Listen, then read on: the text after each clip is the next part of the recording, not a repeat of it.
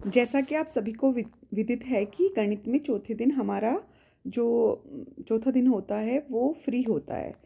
तो यहाँ पर 13वें सप्ताह का चौथे दिन का आज का कार्य है। अगर आपने तीनों शिक्षण योजनाओं को पूर्ण कर लिया है तो आज चौथे दिन को आप अपनी आवश्यकता अनुसार प्रयोग कर सकते हैं। जैसे कि यहाँ पर तीनों शिक्षण योजनाओं की अभ्यास गतिविधि दी गई हैं इस वीडियो में, तीनों कक्षाओं की 1, 2 और 3।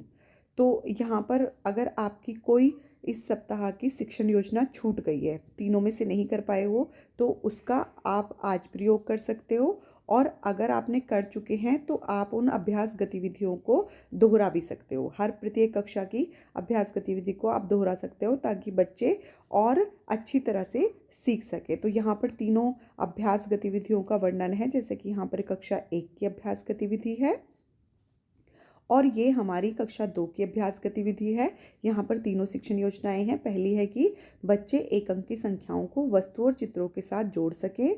दूसरी है एक अंक की संख्याओं को लंबवत रूप से जोड़ सकें। और तीसरी है यहाँ पर कक्षा 2 की कि एक एक की संख्याओं को बच्चे वस्तुओं और चित्रों के साथ घटाव कर सके।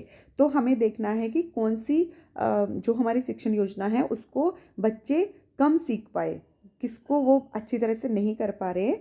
तो आज चौथे दिन आप उस शिक्षण योजना को दोहरा सकते हैं, उसकी अन्य अभ्यास गतिविधियां करा सकते हैं। आपके पास अगर कोई और अभ्यास गतिविधि है तो आप उसका भी प्रयोग कर सकते हैं। आप इन गतिविधियों का भी प्रयोग कर सकते हो। इसी तरह से यहाँ पर ये कक्षा 3 की गतिविधियां हैं। जैसे कि यहाँ पर इस सप्ताह हमारी जो तीनों शिक्षण योजनाएं थी उनमें था कि पहली थी हमारी कि बच्चे भाग की अवधारणा को बार बार घटाव के संदर्भ में समझ सके, एक अंक की। दूसरा था एक अंक की संख्याओं को भाग कर सकें बच्चे। और फिर तीसरा था कि 10 और 100 का बंडल बना लें और गिन सके। तो आपको देखना है कि कौन सी को बच्चे अच्छी तरह से नहीं समझ पाए।